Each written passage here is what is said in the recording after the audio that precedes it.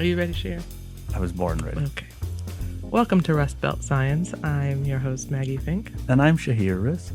And today, Shahir, you have planned this episode. I have no idea what we're going to talk about today. So I just showed up, and you have a notebook full of notes, a laptop open. Oh, man.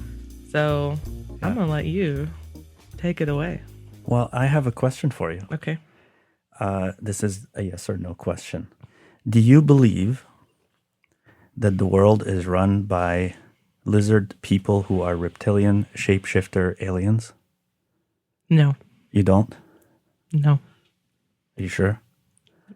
Yes. Okay, because as it turns out, 12 million Americans believe that the world is run by these reptilian shapeshifters.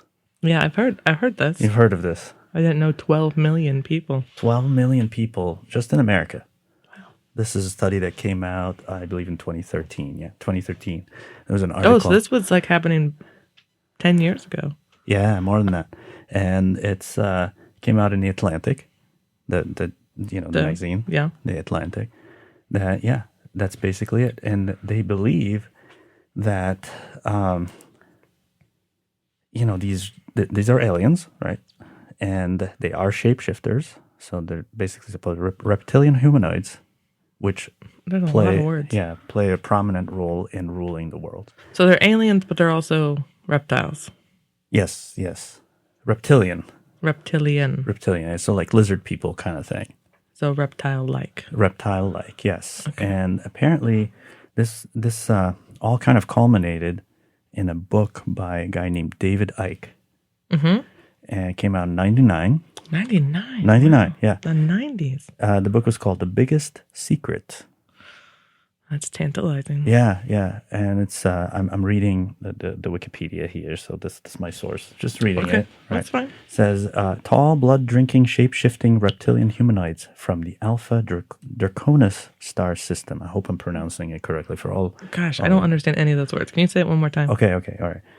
Tall, blood-drinking, shape-shifting reptilian humanoids. Got that? Okay.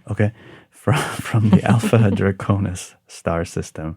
They are now hiding in underground bases and are the force behind a worldwide conspiracy against humanity.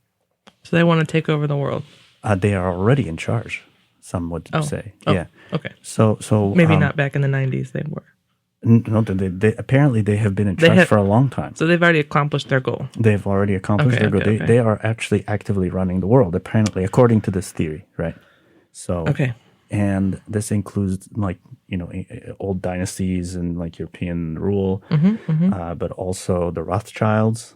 Right? That's a big one, right? Rothschilds, and the Bush family, and of course the British royal family. Wow! That they're just pretending to be princess whatever, but they are actually these reptilian aliens. And it turns out that about 12 million people, at least back in 2013. Maybe more now, maybe less. I don't know. I would guess more. This theory. Yeah, you would guess more now. I think so. Yeah, I would guess more as well. And I've heard a lot about it recently. I guess is why I think that. Yeah, I've heard it.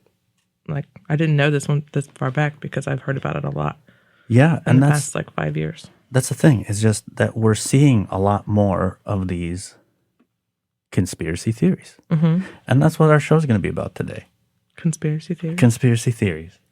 I love it. I think they're fascinating. They're absolutely they are super interesting. Yep, they are fascinating. And apparently, this guy David Icke, he's been very prominent.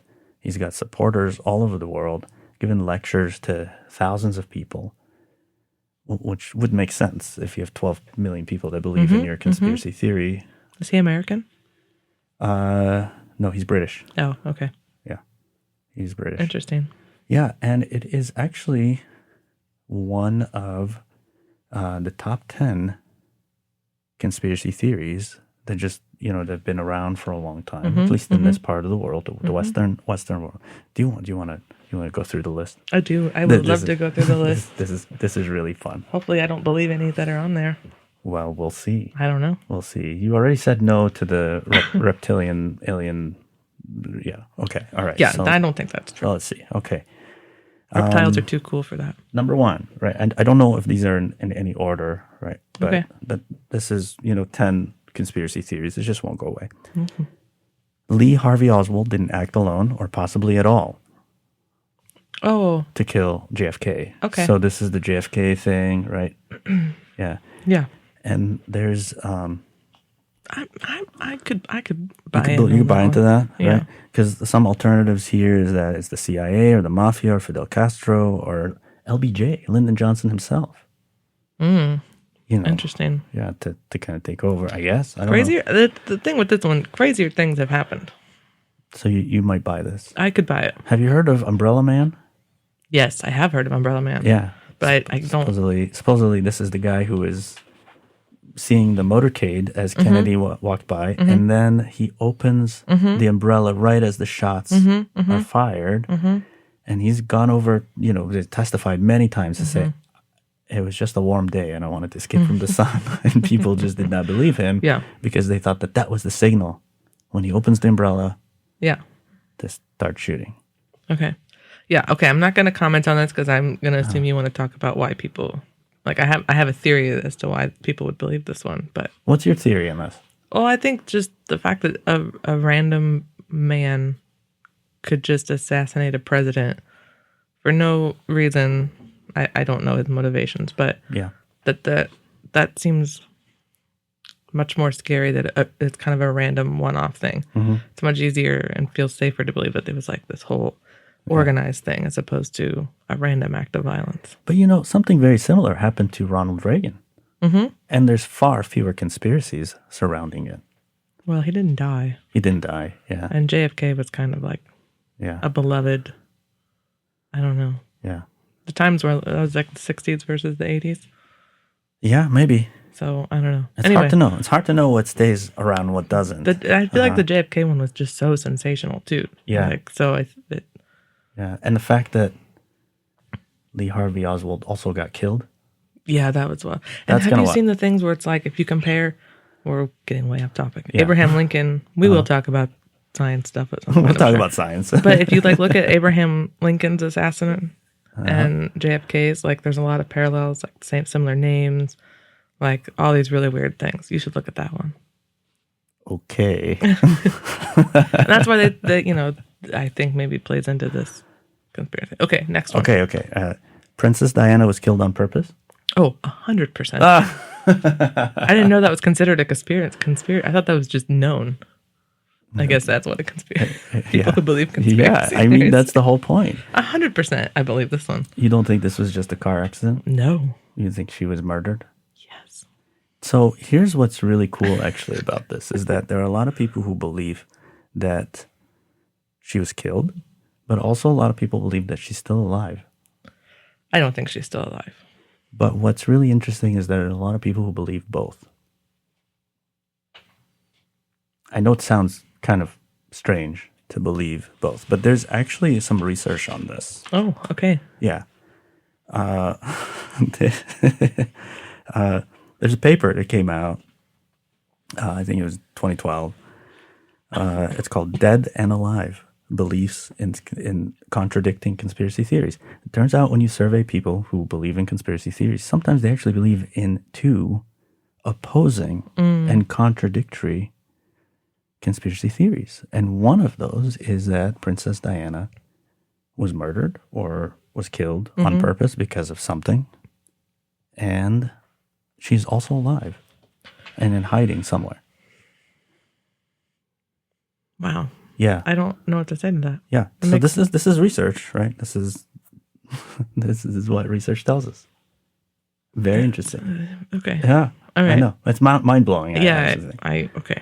All right, that's wild. But yeah, she was murdered. How about this one? AIDS is a man-made disease. I don't think that's true. Yeah, a little bit older one. Elvis never really left the building. Elvis never died. Yeah, I was going to say, it's just one of those ones where there's conflicting evidence of possibly. Or people have to, but I guess people don't think he was murdered. But yeah. He died, but then he's also hiding his death. Yeah, no, he died. Yeah. Didn't he die on a toilet? I think so. Okay. Yeah. All right. This is a favorite. You ready for this one? Yeah. The moon landing was fake. Classic. Yes. Classic. Yeah. I can see why people would believe that. Yeah. But we did it. We did it. Yeah, but I've talked to a lot of people who believe that we didn't actually do it. Yeah, and I've seen people try to explain it. Yeah, I've tried to get a good explanation for why they would think it's faked, and I really can't get a good explanation. As far as like the evidence of why it was fake or why they would fake it. Because I know why they would fake it. No, why they would fake it. I mean, that's just the motivation. So you can just invent whatever motivation you want, right? That's very difficult to prove or disprove. But like evidence that it was faked. Well, there's like the position of the flag. And and the lighting and all of that, right? Yeah. But it's outer space. So I actually just had a conversation with a person who was talking about the moon landing and how it's fake just a couple days ago. Oh, really? Yeah. That's interesting. Yeah. Oh, I didn't know that. Yeah. Okay. How about this one? UFO crashed into in Roswell, New Mexico. The Roswell thing, right? Area 51. Is that the same thing? Yeah. I think so. Yeah. Okay. This is another good one. Global warming is a hoax. This one always really confuses me because I don't. Okay, it's what is there to I can understand some of these other ones, what the conspiracy is, why people would want to cover something up. I don't understand this one. Why would people lie about? Like, what is the hoax? So what is the trick? What is the trick? I don't know. I don't get it. It's to keep the public in a state of panic, to maintain control, and to decrease world population, right? Being two of the main reasons. That's what what the article claims here. I mean, it's already out of control. Yeah, so that's one of the things. So that's the idea that it's invented, and it's Al Gore and all of his buddies, and to convince people of something that is not real. Pick but something it's really more interesting to try to control people than global warming. I agree. Okay. All right. And this one, Shakespeare didn't write all of his plays. Oh, I've heard that one. Yeah, I've heard that one. I don't understand what is, if it's true, who cares? Yeah. Like, okay, fine. So what? Right? Yeah, I'm sure he didn't. Okay, move on. So what? Yeah, moving on. All right. And then, of course, the reptilian humanoids that control all of us. That's number 10. Not in any particular order, but yeah, it's just amazing how many people believe in this in the United States. So there are a lot more. So, flat Earth. So that's one of our favorites, of course, flat Earth theory. COVID was invented by Pfizer, right? To follow the money, as they say, right? So they can make the vaccine and all of that. Okay. Have you heard of the dead internet theory? No, I've not heard of the dead internet theory. This is great. This is great. Yeah, this is great. It's basically saying that sometime around 2016, the internet basically ended. And all that you're interacting with on the internet is just bots. There are no real people on the internet. But I'm on the internet. But are you a bot? I could be. You could be. I don't know that. If I am, I don't know that I am. Do you know that now AI can actually, if you give there's an application on AI that if you, this is a real thing. This is not I've not tested this, but there's an application for AI that if you give it a topic, it will invent and put together a podcast episode. Oh, I've seen this. About that topic. I've seen this. Well, I've seen podcasters like that. I don't know if it's the same tool, but AI will recreate their podcast, like using their voices and stuff too. Yeah, and their style. Yeah, it is hilarious. Yeah. So listener, our lovely listener, you might just be listening to AI, and it might just not be us. Who knows? You'll never know. That's true. You'll never know. You'll never know. But I think I'm real. I'm on the internet. I'm on Instagram. Me too. I scroll. I doom scroll. So that's the dead internet theories. Okay. It's I think I've heard that one, actually, now that you say that. Only bots. Okay. Right? Okay. So what is a conspiracy theory? I mean... This is a good question. Yeah. So the idea here is like, what do we classify as a conspiracy theory? And there's a definition according to the Encyclopedia Britannica. So let's a reliable source, I think. Reliable source, right. Some people might not think it's a reliable source, but who knows, right? Well, who knows? You can't please everybody. You can't. But okay. I'm going by this, and I'm going to say that basically it says it's a way to explain any event, especially if it's something negative or drastic, something huge, right? As something intentional, orchestrated by a small group of people in power for some sort of hidden agenda or purpose. So that's kind of the definition. So there are really just three components here. It has to be a way to explain something. So something drastic has to happen. So that's the first thing. And then that thing is actually orchestrated by a small group of people, right, that are in power. And the third component is that this is for some sort of purpose to control us, basically. So those are the three components. So when you see those three components, that tells you this is a conspiracy theory. So we've talked about flat earthers. What is there to control? Like, what's the conspiracy behind flat earthers? I don't understand that one. Because there's a difference between just believing wrong information and believing that information is part of a conspiracy theory. I think the flat earthers one, I think is very interesting. I think we can dive more into that later. But you and I have met several flat earthers around our wonderful community here. Lovely people. And I don't think it's ever about the science. It's never really about that. So, but you're saying, like, what are they controlling? What kind of narrative? Yeah, are they like controlling? Similarly to what I asked about the global warming, like, what is the conspiracy behind it? What is the conspiracy behind telling people the Earth is round when it's actually flat? So I think, from what I understand, and we don't have any conspiracy theories here that believe in this particular one in this room, right? Because apparently I believe in a few. You believe in a few, apparently. But here's the thing: is that there might be a purpose for doing that, but that purpose may not be known to us. Okay. Yeah. All right. Yeah, like, why would they do this? Oh, because they're trying to control us. To control us what? Well, they know what they're trying to do. Okay. Right? Okay. All right. I hope I'm not misrepresenting people, but this is what I've heard. Yeah. Right. I know I'm going to upset a lot of people by saying this, but, listen, I'm telling you from my personal experience. I don't, as a scientist, I don't care if somebody believes the Earth is flat. I really don't care. I don't even care if they believe climate change is a hoax, because it doesn't matter to me. That's your personal belief. This is a free country. You can choose to do whatever it is that you want to do. And I understand that there's implications for people believing some of these conspiracy theories and how they vote and the policies, Right. But I don't get that hung up on it, honestly. Yeah. So you don't feel angry towards those people, is what you're saying? No, I think it's what harm is that person doing to believe the Earth is flat?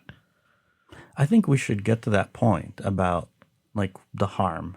I'm not saying that there isn't issues with it, but as somebody who is a scientist, right, and who is also cares about the public learning science, if that's what somebody wants to believe, have at it. I believe some weird stuff that's absolutely not backed by science. Right.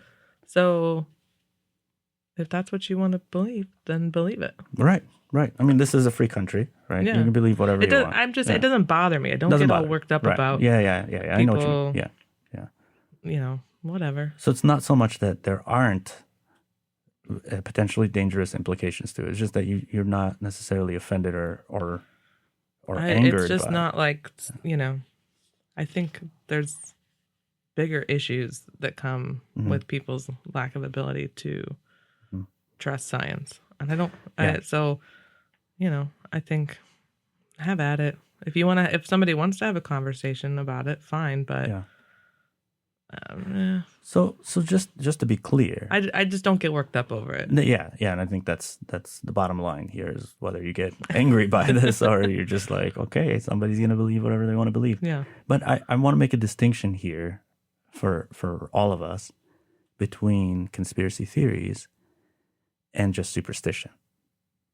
Because they are different. Because they are different. And that's why the flat earth one in particular, I'm like, I don't understand the conspiracy part of it. No, I don't think a lot of people understand the conspiracy. I think there's people who believe it who don't think it's a conspiracy theory, and there's people who believe it is a conspiracy. Right. So it can lie under like belief, as like a faith, and there's no conspiracy or even a superstition or just some incorrectly misinterpreted biblical text, in my opinion. But, so a conspiracy theory, we talked about like the three factors here. There's got to be something that is drastic, something big, like Princess Diana. And there's got to be some group in power who orchestrated it and for a very specific purpose that we may or may not know. We know why Princess Diana. And then superstitions are a little bit different. So then, for example, I can say, my team is going to lose because... they're probably going to lose. No, they're not going to lose. They're doing just fine. They're doing just fine. Don't jinx it. Oh, what? I see? Don't jinx it. My team is going to lose if I don't wear that jersey or if I don't do exactly my ritual before the game or whatever it is. Well, right? And for listeners, this week is the big college playoff game. Right. IU. And Notre Dame. Yeah. They already know the result of this because we're recording this like on the eve of. We're getting ready to head out of campus for the week because it's going to be crazy. It's going to be crazy. My husband is a big IU fan, also a big Notre Dame fan, but he wants Notre Dame to win this game. So he refuses to drink or use any of his IU mugs or cups at the house this week. That would be superstition. And I was like, that is so stupid. Hey, man, let the man do what he wants to do. There's a whole team relying on that. And he's not normally superstitious, but he is all worked up about this game, as one can imagine. So I can imagine. So I would say that a superstition would be something like that, right? If I drink from a certain mug or wear a certain thing or wash my jersey or whatever it is people do. That would be superstition, but a conspiracy is the refs are getting paid, or there is some sort of people in power who are already orchestrating the outcome of the game, and there's nothing we can do about it because we're just nobodies, right? But the people in charge are actually doing that. So that's the distinction here, and I think it's important moving forward to really. But again, conspiracy theories don't have to be about these big, massive things like the shape of the Earth or the moon landing or COVID. They could be like, my team is losing because there's a conspiracy against it and the people in power are, putting it down or paying the refs or I can imagine that's how a lot of Man City fans feel right now. So that's one of the things, right? And, there's also this idea that somehow there's been a rise in the number. It certainly feels like it. Right? That there's a rise in the number of conspiracy theories. But actually, there hasn't been. There's been research on this. And there's an article that came out in the Public Library of Science, PLOS One. The title's Have Beliefs in Conspiracy Theories Increased Over Time? And they basically looked back and they looked over the last 50 years. Not much has changed. And as it turns out, conspiracy theories have been with us for a long, long, long time. In fact, ever since vaccination was basically, discovered or invented or practiced, there has been resistance to it. And there's been conspiracies saying that if you're going to infect people with the vaccinia, essentially the cowpox, which is a way to protect yourself from the smallpox. That's how, that's the first, European, I would say, adoption of vaccination, that because you're infecting people with cowpox, which is, it protects you from smallpox, and smallpox is very deadly. It killed basically, I don't know, something like 2/3 of the people that infected. It's a huge, huge problem. But cowpox is fairly harmless, but it gives you protection from the actual deadly disease. But a lot of people said that if you are actually infecting people with cowpox, they're going to turn into cows.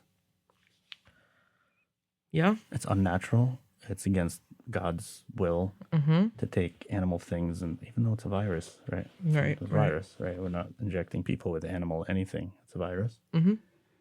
So there's been resistance to it. Feels like conspiracy theories are just like an innate part of being a human. As it turns out, they are. Is that what the research said? Did I just say a smart thing? You just said a smart thing. After the whole Diana thing, I don't know.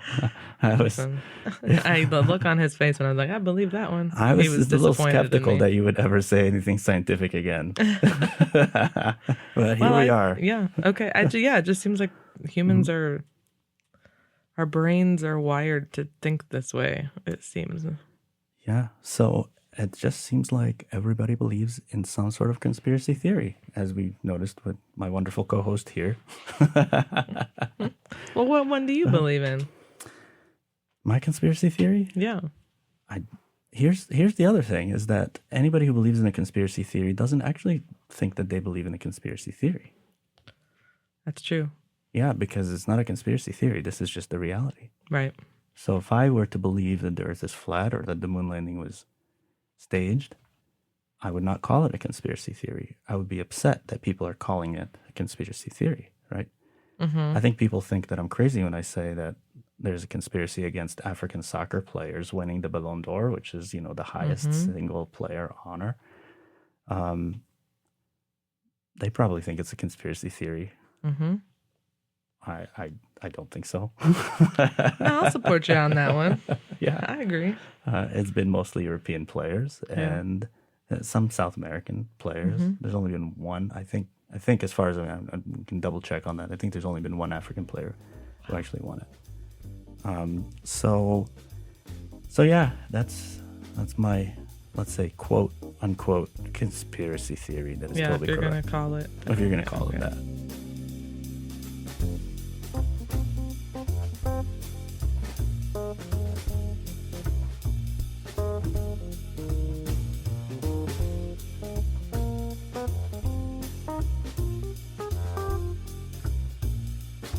Okay, so what does the research show about people in conspiracy, like why we're so prone to them? Do you have that?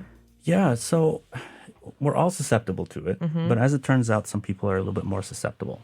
Okay. Right. So there was a study that came out a few years ago in the American Psychological Association in 2023. Okay. This is a large-scale study, fairly large. They had 158,000 participants in the U.S., the U.K., and Poland. Okay. Big study, right? And they found that people were motivated to believe in conspiracy theories by, I'm quoting here, a need to understand and feel safe in their environment and a need to feel like the community they identify with is superior to others. So it looks like two things here. One is to kind of explain what's happening, right? Yeah. That is, my mind's kind of blown a little bit. Yeah. It's a lot to think about. So I need to understand, feel safe. So safety, we all want to feel safe. And then the other part of it is belongingness. We want to belong to our community, and we want our community to feel like it is more superior, or we want to feel like our community is more superior to other communities. So a bit of tribalism there. Yeah, and there's safety in tribalism too. So Absolutely. It's really all about being safe. Yeah. If you're not a part of your group, you're on the outs and you're not safe. Right. So it's all about feeling safe. Really. So we're all susceptible to it because we are, human apes. We're essentially apes. We are very much social animals. Yeah. And there is safety in numbers, as you said, right? And it helps us belong. And so it's this idea of belongingness, but there are some individuals who are a little bit more susceptible to believing in conspiracy theories than others. Okay. And this article was able to identify some personal traits or characteristics that make people a little bit more prone to believing in conspiracy theories. All right. Would you like to know what those traits are? Hit me with those. All right. Here are some of the traits. So apparently, the people who are more prone to believing in conspiracy theories are going to be individuals with a sense of antagonism towards others. Oh, okay. That doesn't sound good. Right. And also people who have higher levels of paranoia. Okay. Right? Okay. So that, I don't know. I don't know if that explains the Princess Diana thing. Oh, well, we'll see. Keep going. But there are people who are less likely to believe in conspiracy theories. All right. Okay. And those people tend to have like extroversion, agreeableness. I'm very agreeable. Yes. Openness. Okay. Openness. Conscientiousness. Okay. I don't know how they measured that. Yeah, that seems... Right. But here's the good news for both you and me, right? Here's another one that makes you less prone to believing in conspiracy theories. This is good news for the two of us. Neuroticism.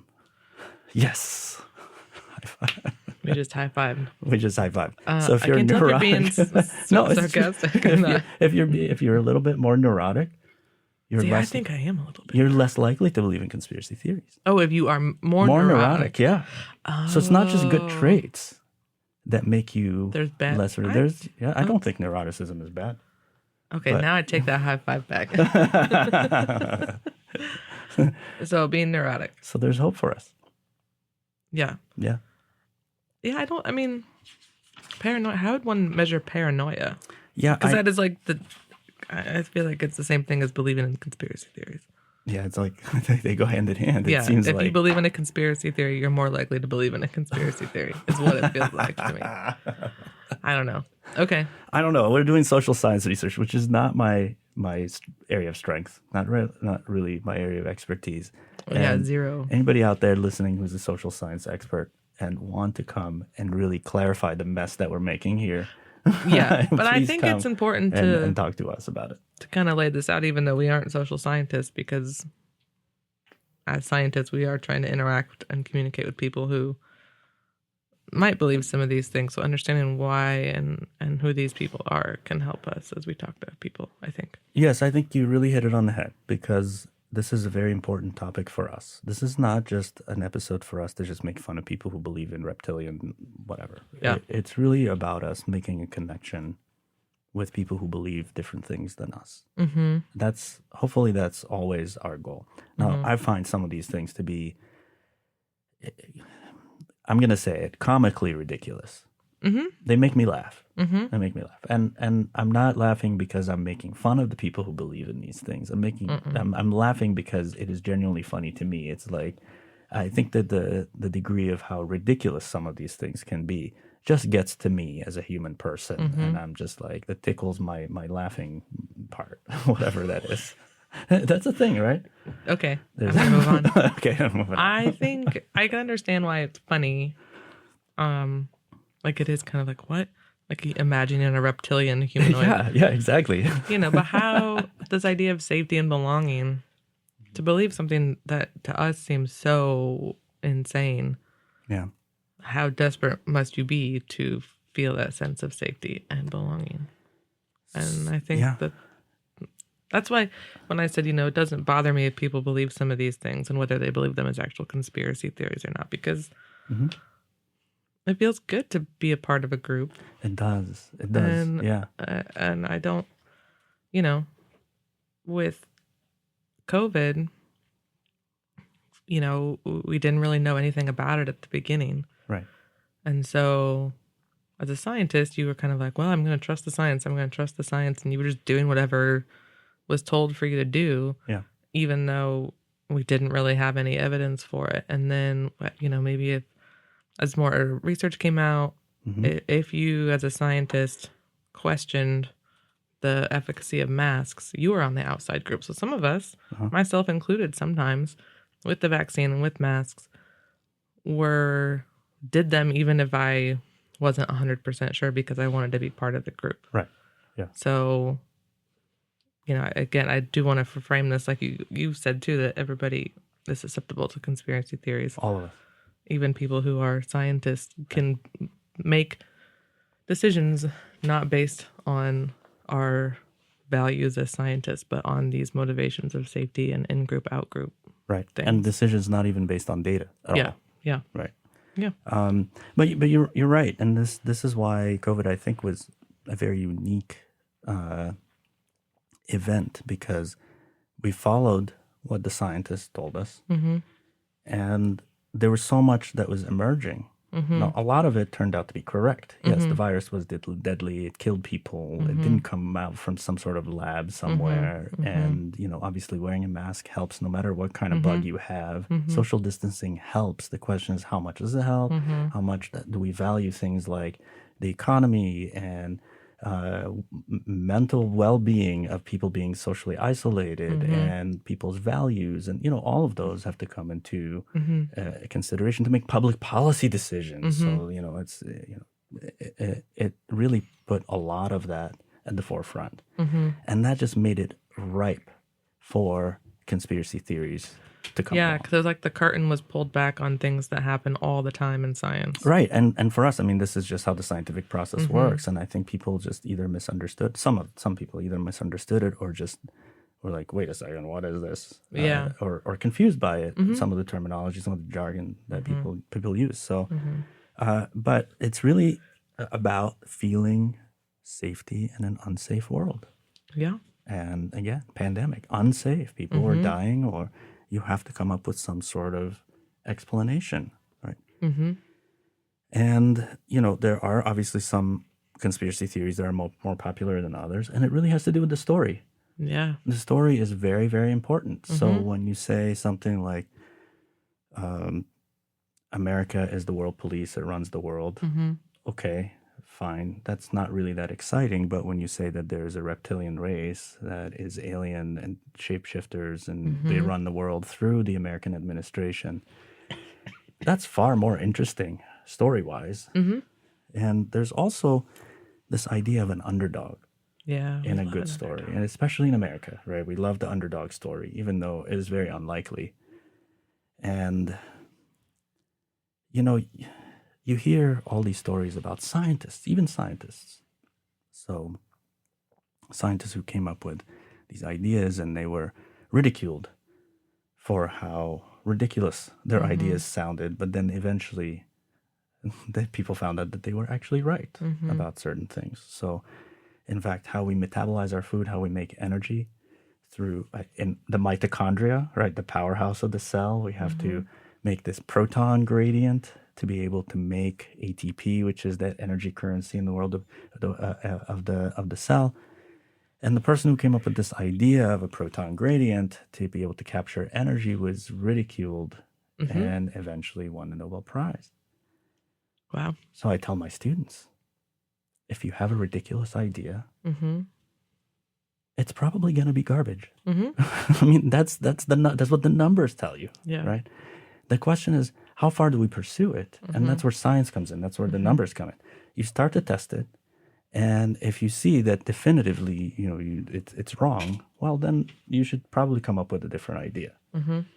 But if it's just because other people are telling you wrong, but you're seeing evidence, that's the word, evidence in the experiments that you're doing.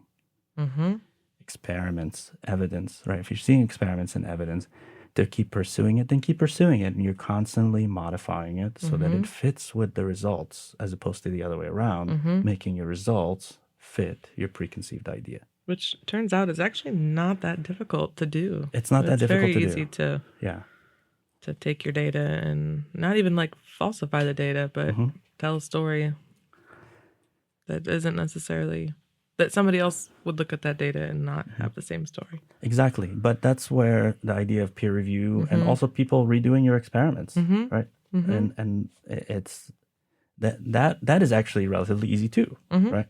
And so when it comes to like a good story, you have this underdog, the hero story, the person who has these ideas that go against the so-called establishment, everybody's saying that the Earth is a globe, but me and my small group, we're the underdogs, and we're going to be proven correct. That's the general idea here. But I haven't seen any proof that the Earth is anything other than a globe, right? And that's really, I think, where the missing part is when it comes to a scientific theory versus a conspiracy theory, right, is the proof, right? Right. Not so much, but supporting the experiments that we do. So in a sense, it could be any of us. Any of us can believe in conspiracy theories, as we've seen today, right? I shouldn't have answered. I shouldn't have admitted to it.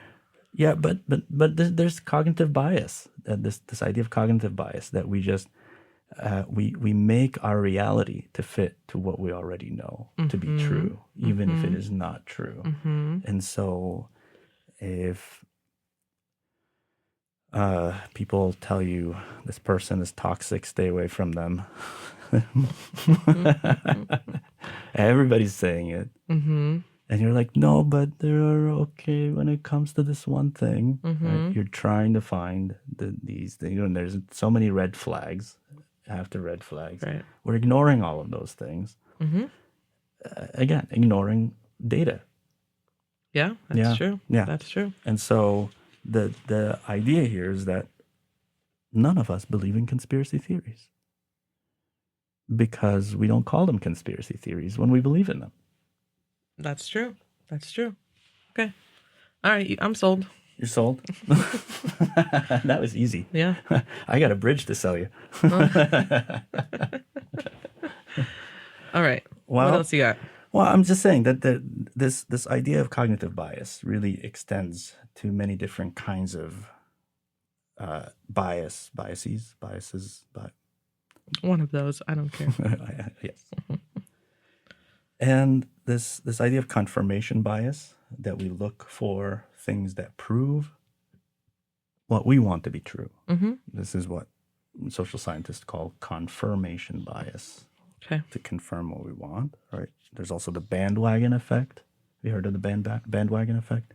I've heard of jumping on the bandwagon. Yeah, that's basically what it sounds like, that bandwagon I'm always effect. down to jump on a bandwagon. Right. Yeah. So we basically have to balance our feelings and thoughts, right? So we have feelings, we have thoughts. And if we were to have to, you think about like our evolution, our ancestors, the kind of the tribal nature of our origins as humans, that if we had to sit down and think about every single decision, we would be eaten by a tiger, or in your case, an alligator. Oh, that sounds so nice. What a way to go. What a way to go, right? Getting eaten by alligators. And on my bucket list. On your bucket list. Yep. That is like the last thing on your bucket list, yes. is to get eaten by alligator. Great. Excellent. We're making so much progress today. But if we had to sit there and think about it, well, if I stay here, will a tiger really eat me? How big are tigers? What mass equals force equals mass times acceleration, and just start thinking about all of these things, you're not going to survive. So when there are people around you and they say, we better get out of here because something is, you're going to book it, and you're going to go with your feelings and the adrenaline rather than sit there and question them. And so this is part of who we are. And I think that, because thinking is expensive and time consuming. It's expensive as in energetically expensive. It takes time and it takes effort. And not only that, you have to go and gather information, gather data. Yeah. And that takes time. It does. And how much data is enough data to actually make a conclusion that is reasonable? Good question. So, we have to make quick decisions. And that's what probably created these cognitive biases in our psyche. Yeah, that makes sense. I mean, we always, I think humans think we're super intellectual, and scientists in particular, I think they're so intellectual and logical, and but we all behave, especially in moments of fear and crisis, we all behave like animals. Yeah. And we, the flight what is it? Flight, fight, or freeze. Fight or flight. And then there's fawn. Like those are all things that we do without even thinking about them. And when something scary happens in the world, like a president being assassinated on TV or something as wild as the moon landing, which can really be a frightening thought to people. I mean, like I've said before here, outer space is terrifying. It is terrifying, yeah. You kind of revert back to some of the lizard brain part of your thinking. Lizard. I know. I said it and I said, uh-oh. Oh, yeah, there it is. The lizard brain. And I really get frustrated, not with scientists, but anybody who just ignores that that's the reality. And we know that that's the reality of how humans operate. So I will support that and counter it as well. Okay. Right? I expect nothing less from you. Absolutely. I mean, here's the thing. We all believe ourselves to be rational and logical. I don't think I'm rational or logical, but go ahead. I know I'm not. I'm fully aware. On the other hand,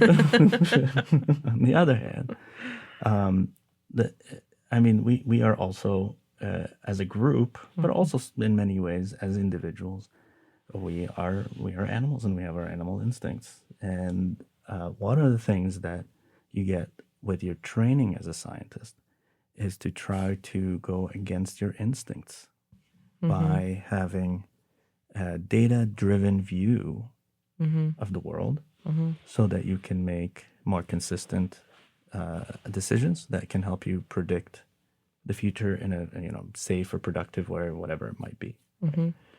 And we use statistics for that. Our brains are not necessarily naturally wired to understand statistics. I teach biostatistics at the medical school, Dai School of Medicine. I'm not sure how qualified I am, to be honest, but I think the most important thing about teaching biostatistics is that it took me a while to actually understand a lot of the concepts. They are not straightforward, even though they describe very straightforward things. And again, this is not something that comes naturally to everybody. This is one of the more difficult subjects traditionally for medical students. They go in, they want to, okay, what is the disease? What's the underlying basis? What is the treatment? What's the treatment option? And I say, well, but we're missing something here, because the treatment option is never going to be like, here's the treatment that's going to work for every single person. We have to look at the statistics. And it is difficult because it doesn't come naturally to us. And so, and that's where bias comes in. And in fact, whenever you're doing any kind of study, whatever it might be, whether it's a studying for a new drug or a new intervention or a procedure or a treatment, there's always this idea that you have to look at the statistics and you have to try to minimize the different sources of bias that you have in all of those, because bias is inherently human. And so we use math and we use all of these techniques to try to, we can never eliminate it, but we try to reduce it so that we can say, are the data reasonable? It's not about can we trust the data? That's never really a question. What is the data really telling us without our bias? Right. And so, for example, if you wanted to study the effect of a drug in a population and you sample that population, you're not going to give that drug to every single person in the population. You have to take a few volunteers.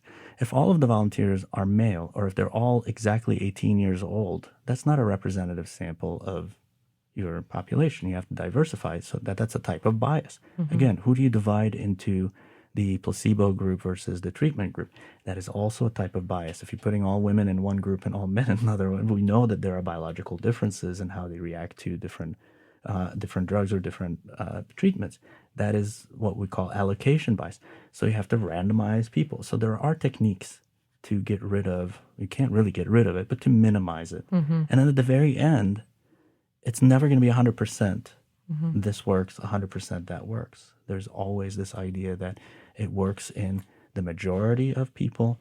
There's going to be some people who are allergic to it, right? And so on. And so you got to let the numbers tell you how to behave, how to move forward, and what decisions to make. That's a very difficult concept for us emotional people to to deal with. So we have to kind of like train ourselves to do that. Yeah, I think we're speaking too highly of ourselves as scientists if we think that we operate that way. Yeah. More than other people. I think, especially in day-to-day life and outside of your actual research, I don't think that we take our logic brain home with us. I don't think we should. No, I don't think we should either. Yeah. But I'm just saying, when it comes to talking to people in our communities, yeah, I think we think that we're more logical when we're trying to talk to these people. Yeah. But we really aren't, I don't think. No, we're not. I mean, I think there's the odd person who just their brain does operate that way and can make those calculations in their head. Yes. Really quickly. Yeah. I certainly can't. Yeah, I can't either. Yeah. So, yeah, I get frustrated with other scientists sometimes, I think, when they're expressing frustration or concern over some of these conspiracy theories and the impact it does have on our communities and our country and our policies and everything. I'm like, you guys it's frustrating. They're missing something. And I think I agree with you. I think that it's very easy to say, how can you believe that the earth is flat? You must be really stupid. Mm-hmm. Right. And I don't think that that's the case. This is, again, what the research is telling us, that this is really about curiosity. And it's about a feeling of safety. Now, people who believe the earth is flat might disagree with me on this. They might think, no, this is science. I don't think it's science. Right, I think it's absolutely wrong. But just because you're wrong doesn't mean that you're stupid or dumb or that you should be talked down to or that you should be completely removed from the community. Right? Yeah. I mean, you are part of the community no matter what. Yeah, it takes all kinds. Takes all kinds. And so, there are also these this conjunction fallacy that I've been reading about. Oh, do tell. Yeah, this is actually a fun cool. word. Right. And this is where we're all susceptible to this. It's when you have two separate events that happen at the same time and they become connected somehow. So like, and then a lot of times that's where superstition comes from. So like black cat or broken mirror. Opening an umbrella. Inside, right.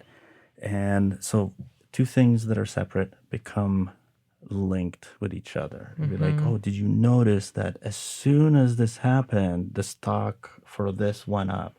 Or as soon as this disaster happened, this person got elected. Well, they're two sides of the world. They may be linked, but you're not giving me any evidence that they are. This is just kind of a coincidence rather than some sort of cause and effect. So this is what they call conjunction fallacy. And we are bombarded by all kinds of different things. And this idea that somehow conspiracy theories are on the rise is not really necessarily true, but we're exposed to them more. Thank you, Internet. Yes, thank you, Internet. And it really is. The Internet really helps spread misinformation. In fact, there is evidence that misinformation spreads something like on the order of 6 times more than sound information. Again, misinformation is so much more tantalizing. It's a much better story.